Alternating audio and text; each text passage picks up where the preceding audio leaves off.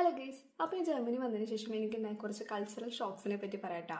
First of all എനിക്ക് തോന്നിയിട്ടുള്ളത് ഇവിടെ പബ്ലിക് ട്രാൻസ്പോർട്ടേഷൻസിൽ ഇപ്പോൾ ബസ്സിലായാലും ട്രെയിനിലായാലും ഇപ്പോൾ ഇവർ സംസാരിക്കുന്നത് അല്ലെങ്കിൽ ഭയങ്കര ഒച്ചയിൽ സംസാരിക്കുന്നത് ഭയങ്കര തീരെ കുറവാട്ടോ. കൂടുതൽ ഔട്ട്ലൈൻഡേഴ്സ് അല്ലെങ്കിൽ ഫോറിനേഴ്സാണ് ഭയങ്കര ഒച്ചയിൽ സംസാരിക്കുക. ഇവർ കൂടുതൽ ഹോബീസ്, ഇപ്പോൾ ബുക്ക് വായിക്കുന്നത് അല്ലെങ്കിൽ ക്രോഷറ്റ് ചെയ്യുന്നത് അങ്ങനത്തെ ഒക്കെ കാര്യങ്ങളിൽ കൂടുതൽ എൻഗേജ്ഡ് ആയിട്ട് ഇരിക്കുന്നതാണ് കണ്ടിരിക്കുന്നത്. അപ്പോൾ രണ്ടാമത്തെ കാര്യം വന്നിട്ട് എനിക്ക് പണ്ട് കാപ്പിനേക്കാളും ഇഷ്ടം ചായയൊക്കെ കുടിക്കാനായിരുന്നു കേട്ടോ. ബട്ട് ഇവിടെ വന്നതിന് ശേഷം ഞാനൊരു കാപ്പിപ്രേമിയായി. കാരണം ഇവർ കാപ്പി കുടിക്കുന്നത് കണ്ട് ഞാനും ഓട്ടോമാറ്റിക്കലി ആ ഒരു റൊട്ടീനിലോട്ട് വന്ന്.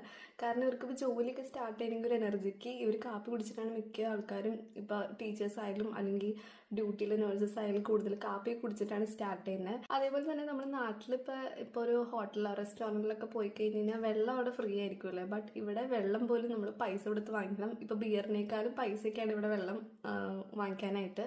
അപ്പോൾ അതെനിക്ക് ആദ്യം വന്നപ്പോൾ ഭയങ്കര ഷോക്കിംഗ് ആയിരുന്നു കേട്ടോ. പിന്നെയുള്ള കാര്യം വന്നിട്ട് ഇവിടെ കൂടുതൽ ആൾക്കാർ പേപ്പർ വർക്ക് കാര്യങ്ങൾക്കാട്ടോ പ്രിഫറൻസ് കൊടുക്കുന്നത്. എല്ലാ സ്ഥലങ്ങളും തന്നെ ഡിജിറ്റലൈസ്ഡ് ആയിട്ടില്ല. ഇവർ മറ്റേ പോസ്റ്റും അതേപോലെ ബ്രീഫൊക്കെ ആയിട്ടാണ് കാര്യങ്ങളും എല്ലാം അയച്ചു തരുന്നത്. അത് നമുക്കിപ്പോൾ നാട്ടിലിപ്പോൾ കുറച്ചും കൂടി അതിനെ വെച്ച് നോക്കുമ്പോൾ കുറച്ചുകൂടി ബെറ്ററാന്ന് തോന്നുന്നു. ഇവിടെ എല്ലാം ഇപ്പോഴും പോസ്റ്റും കാര്യങ്ങളൊക്കെയാണ്. അപ്പോൾ ഇത്രയൊക്കെ ഉള്ളൂ.